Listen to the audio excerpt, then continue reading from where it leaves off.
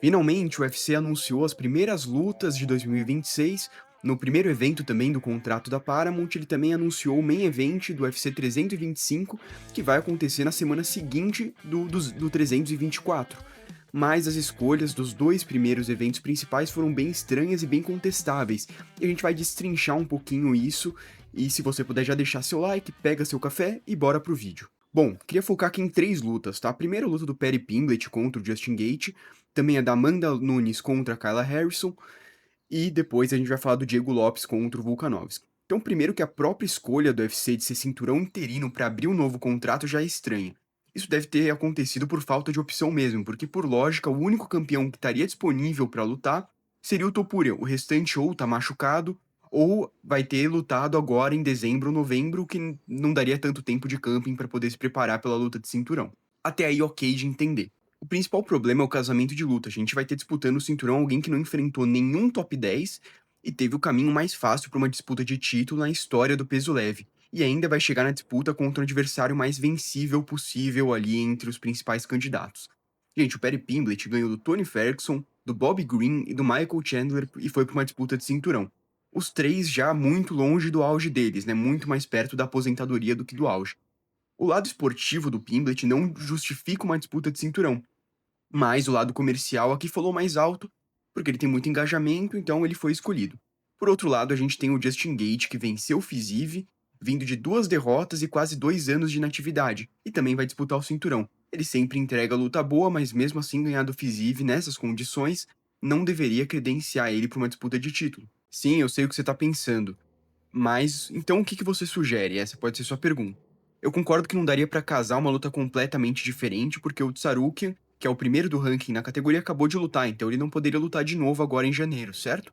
Errado, porque ele mesmo disse que ele estaria disposto a lutar em janeiro, até porque ele atropelou o Dan Hooker quase sem sofrer dano nenhum. Ou seja, o principal desafiante, que já se provou ser a maior ameaça ao campeão da divisão atualmente, simplesmente ficou de fora da disputa de cinturão interino, o que faz com que ele tenha que esperar não uma, mas 2 rodadas para pensar em título novamente. Ele vai ter que esperar essa luta pelo cinturão interino e depois ele vai ter que esperar a unificação do cinturão interino com o linear. O que eu acho que deveria ter acontecido é uma luta entre o Tsarukian e o Paddy Pimblett. Acho que faz mais sentido, eu vejo o Paddy Pimblett no momento com um pouco de vantagem de mérito esportivo contra o Justin Gaethje, por exemplo. E uma outra opção até seria o Max Holloway, se ele abrisse mão de uma luta contra o Charles agora para disputar o cinturão. Além disso, o Paddy Pimblett, por exemplo, que é um nome que talvez não seja o maior de mérito esportivo, mas seria uma boa opção para promover bem a luta contra o Sarukan, que tem a carisma de uma pera, né? Um outro ponto sobre essa luta é que a luta de cinturão interino tá na frente do que pode ser considerado uma das, se não a maior luta da história do MMA feminino em questão de mérito esportivo. A maior de todos os tempos do MMA contra uma das maiores esportistas de combate da história, campeã do UFC e campeã olímpica, mas vai ficar atrás de Paddy Pimblett e Justin Gaethje pelo cinturão interino. Eu sei que o UFC não colocaria uma luta feminina para estrear o card na Paramount como luta principal, mas a gente esperava que ficasse como main event de uma luta principal mais relevante. Antes de falar de Diego Lopes contra Volkanovski, eu sei que você, assim como eu, fã de MMA, tem aquela dificuldade de ficar acordado até o final, sem ficar pescando e ouvir o Bruce Buffer anunciar o main event inteiro e não acordar no susto na hora do It's Time, né?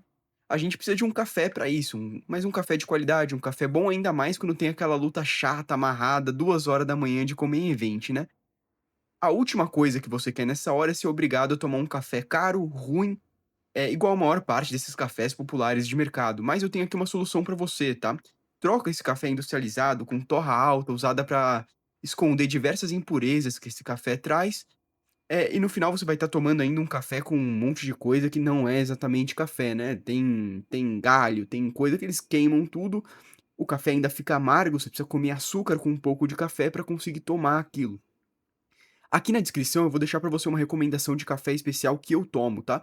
E você vai se surpreender porque o preço dele é quase o mesmo de um café ruim de mercado que você teria comprado pra ver o UFC. Então confia em mim, isso vai melhorar a sua noite de UFC. E pra fechar, a gente tem Diego Lopes, que para nós brasileiros é ótimo, né? É muito bom ser favorecido uma vez ou outra, mas por outro lado, tirando o chapéu de residente da terra brasileira, A gente vai concordar que o Diego Lopes disputar esse cinturão só faz sentido pro Volkanovski, que vai pegar um adversário que ele já conseguiu bater. O Diego perdeu a primeira luta contra o Volkan, em uma decisão que não foi tão apertada assim, nocauteia o Jean Silva com um belo nocaute, que tinha sim um histórico bom, tá? Ele estava conquistando o seu espaço na categoria, mas ele ainda não pertencia à elite. Então não deveria ser uma luta que por si só alavanque o Diego para uma disputa de título. Mas daria para aceitar isso se porque foi um bom nocaute e se não tivesse outras escolhas. Daria pra aceitar o Diego tranquilamente, o problema é esse, tá?